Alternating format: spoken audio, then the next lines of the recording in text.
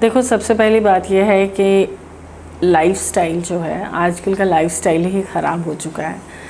बच्चे 12 बजे उठते हैं और पूरी रात मोबाइल चलाते रहते हैं और उसको एक नया नाम दे दिया गया है जेन-ज़ी।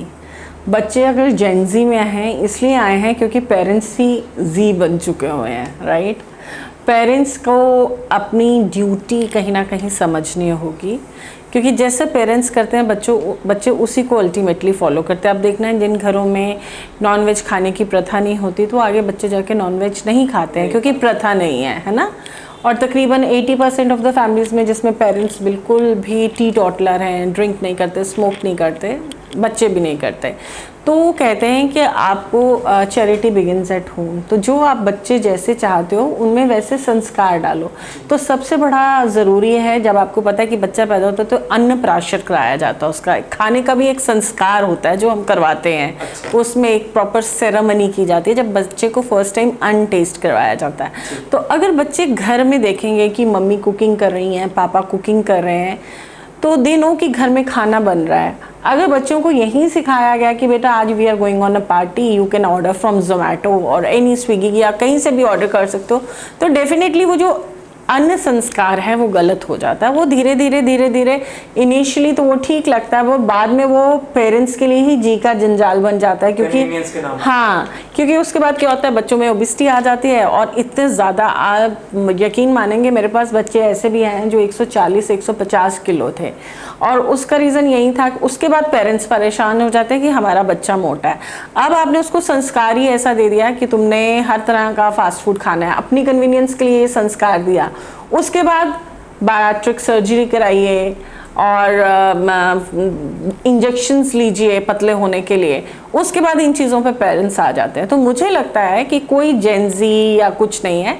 अगर पेरेंट्स एक सही संस्कार अपने बच्चे को देते हैं तो आगे बच्चा सही ईटिंग करता है। लाइफस्टाइल चेंजेस में जैसे early morning you have to wake up, लेकिन मेरे पास ऐसी मदर्स आती हैं जो कहती हैं भाई मैं 11 बजे से पहले नहीं उठ सकती। अब जो मदर 11 बजे नहीं उठ सकती उसका बच्चा कैसे 7 बजे उठेगा? लेट उठने का कारण लेट सोना भी है। लेट उठने का कारण लेट सोना भी है और एक फैशन भी है।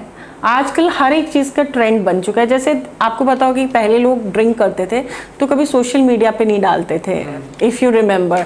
या मैं देखती थी, मैं बहुत छोटी थी तो मैं मम्मी से पूछती थी कि मम्मी लोग वाइन खरीदते हैं वाइन शॉप से तो वो छुपाते क्यों हैं? क्योंकि उस समय एक बहुत बुरी बात मानी जाती है, या it was a bad consider to be a taboo.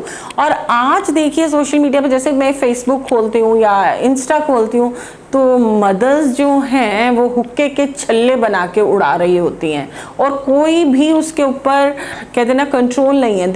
It is totally transparent. उनके बच्चे भी देखते हैं तो बच्चों को तो लगेगा ना ये बिल्कुल सही है, मम्मी कर रही है, पापा कर रहे हैं, तो हम क्यों नहीं कर सकते। लेकिन हम जितने भी खराब हो, हम चाहते हैं कि हमारे बच्चे जो हैं वो बिल्कुल सही रास्ते पर चलें। लेकिन अगर आप खुद खराब हैं, बच्चे कभी सही रास्ते पे नहीं चलेंगे।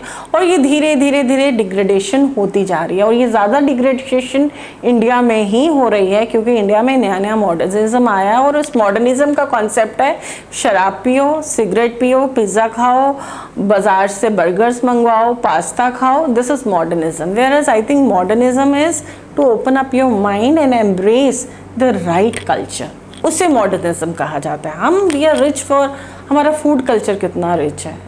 अगर आप देखिए पंजाब की बात करें तो लस्सी, मक्की का टोडा, सरसों का साग, मतलब ये कंप्लीट मील है। सरसों के साग में आपकी आयरन आ गई, मक्की में आपका सीरियल आ गया, कार्बोहाइड्रेट आ गया, लस्सी में आपका कैल्शियम आ गया, एक पूरा मील हम लेते हैं। लेकिन आजकल के जनरेशन को क्या है, सुबह उठते ही दे नीड सबवे का sandwich, they need burger, pizza. So what they are eating. But कैसे आया उनमें? क्योंकि पेरेंट्स ने ये इनकॉर्पोरेट किया। मैम जो इंडियन डाइट में कार्ब्स बहुत है, रोटी चावल मतलब है ही है, हाँ, तो इसका भी इशू है।